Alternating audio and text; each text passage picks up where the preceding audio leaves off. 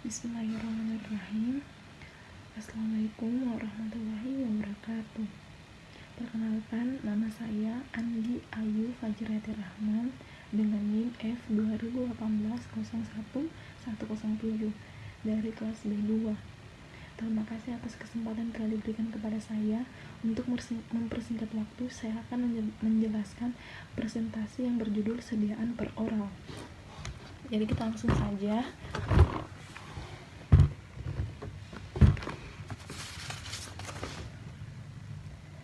Apa sih itu sediaan per oral? Jadi sediaan per oral adalah sediaan yang cara penggunaannya memasukkan obat ke dalam mulut. Jadi dapat dikatakan bahwa sediaan oral juga merupakan obat dalam.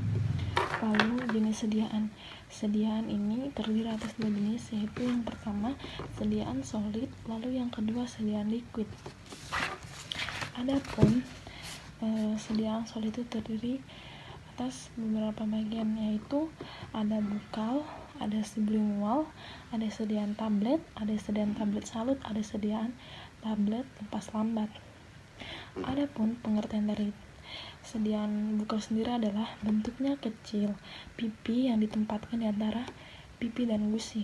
Lalu untuk sediaan sublingual itu diletakkan di bawah lidah sehingga zat aktifnya akan diserap secara langsung. Lalu ada juga tablet lalu ada juga tablet salut, di mana pada bagian dalamnya terdapat larutan obat yang berbentuk seperti cairan yang berisikan zat aktif. Lalu ada juga tablet lepas lambat, di mana tablet lepas lambat ini tablet yang dibuat sedemikian rupa sehingga zat aktifnya akan tersedia dalam jangka waktu tertentu setelah obat diberikan. Lalu ada juga sediaan liquid, di mana terdiri atas 3 bagian, yaitu yang pertama larutan, suspensi, dan emulsi, di mana adapun pengertian larutan sendiri adalah campuran yang bersifat homogen antara molekul atau maupun ion dari dua zat atau lebih. Sedangkan suspensi adalah sistem 2 fase, di mana fase 1 terdispersi sebagai partikel atau padat, lalu di dalam fase kedua atau fase kontinu, di mana itu berbentuk cair. Lalu ada juga emulsi. Emulsi adalah campuran dari dua cairan yang biasanya tidak bergabung seperti minyak dan air. Lalu kita masuk pada perbandingan dosis dan kinetika tablet nitrogliserin dalam berbagai sediaan. Dapat di sini terdiri atas tiga bentuk sediaan. Yang pertama itu sublingual. Dapat kita lihat dosis lazim dari sublingual yaitu 0,3 sampai 0,8 mg. Adapun omset kerjanya yaitu 2 sampai 5 menit.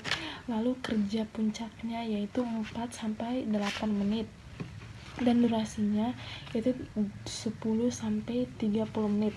Adapun pada sediaan bukal dapat kita dengar bagian atasnya, dosis lazimnya itu 1 sampai 3 mg. Omset kerjanya itu 2 sampai 5 menit. Adapun kerja puncaknya yaitu 4 sampai 10 menit dan durasinya itu 3 sampai 300 menit. Adapun bentuk sediaan oral, dosis lazimnya yaitu 6,5 sampai 19,5 mg. Adapun omset kerjanya yaitu 20 sampai 45 menit. Adapun kerja puncaknya yaitu 45 sampai 120 menit dan durasinya 2 sampai 6 jam. Lalu bagaimana sih perjalanan obat di dalam tubuh itu? Yaitu obat akan menemukan jalan menuju site of action, tempat mereka seharusnya berada di dalam tubuh.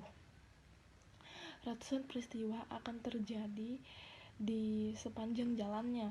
Seketika sampai di tempat yang akan dituju akan menemukan reseptornya, senyawa obatnya itu bekerja baik untuk menutupi gejala seperti hidung tersumbat atau memperbaiki masalah seperti infeksi bakteri. Lalu ada yang dikenal dengan fase ATME, di mana pasti sudah banyak orang yang tahu apa sih itu ATME. Jadi ATME itu absorpsi, distribusi, metabolisme, dan ekskresi, di mana absorpsi itu penyerapan obat-obat. Obat-obat bisa masuk ke dalam tubuh dengan berbagai cara. Distribusi yaitu obat akan disalurkan ke seluruh tubuh. Setelah obat diresap, umumnya aliran darah akan membawa obat-obat ke seluruh bagian tubuh. Lalu pada fase metabolisme, setelah obat didistribusikan ke seluruh tubuh dan telah melakukan tugasnya, akan dimetabolisme di hati. Hati adalah organ yang paling penting dalam melakukan metabolisme obat. Hati itu merupakan salah satu organ utama yang melakukan metabolisme obat. Lalu setelah obat dimetabolisme, obat akan diekskresikan.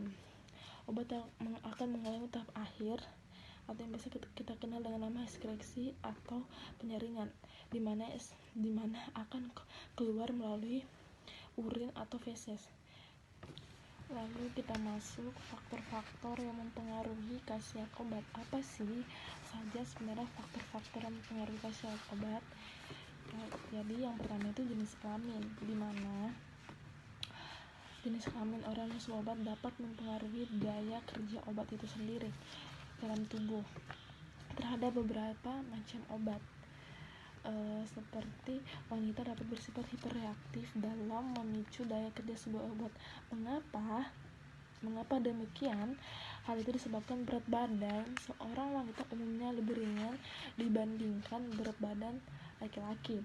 Selain itu, intensitas efek obat dapat berbeda yang disebabkan oleh perbedaan hormonal. Oleh karena itu, daya kerja obat wanita dan laki-laki harus disesuaikan dosisnya agar daya kerja obat itu sendiri bisa maksimal. Lalu yang kedua, usia penggunaan obat.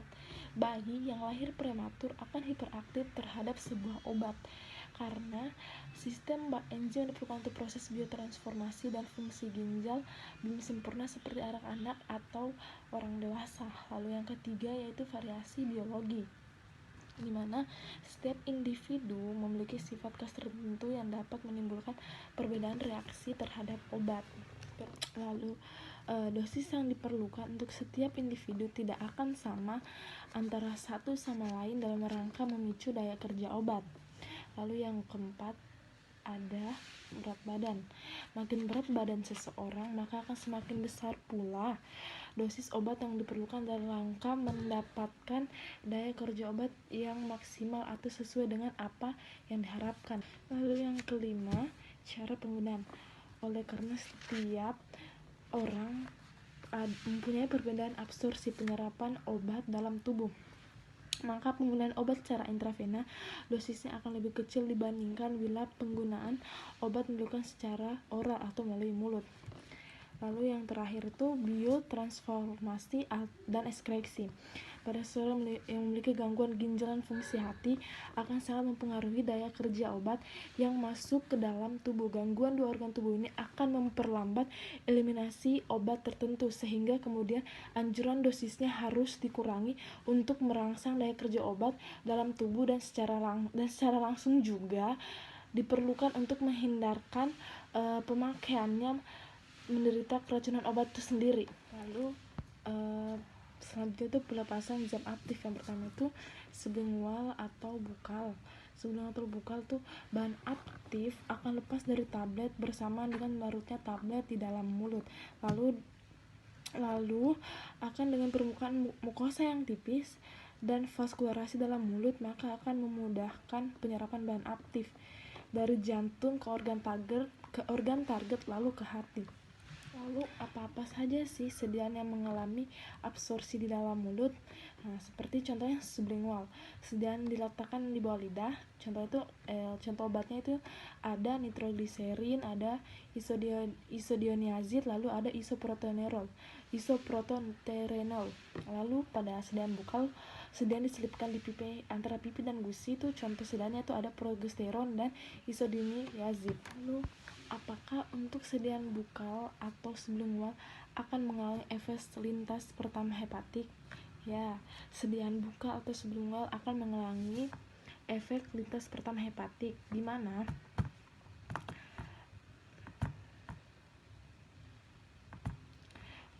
Efek lintas pertama ini adalah fenomena metabolisme obat yang mana konsentrasi obat akan berkurang cukup signifikan sebelum mencapai sirkulasi sistemik. Obat yang hilang selama absorpsi ini terutama karena pengaruh dinding usus dan liver atau hati.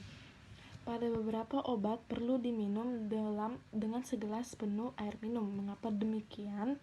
Karena seperti yang kita ketahui, air dapat membantu tablet dari mulut ke perut Anda dan menjaganya agar ia tidak terjebak di satu tempat. Minum banyak air juga dapat mencegah agar Anda tidak tersedak tablet di tenggorokan. Mungkin itu saja yang dapat saya sampaikan.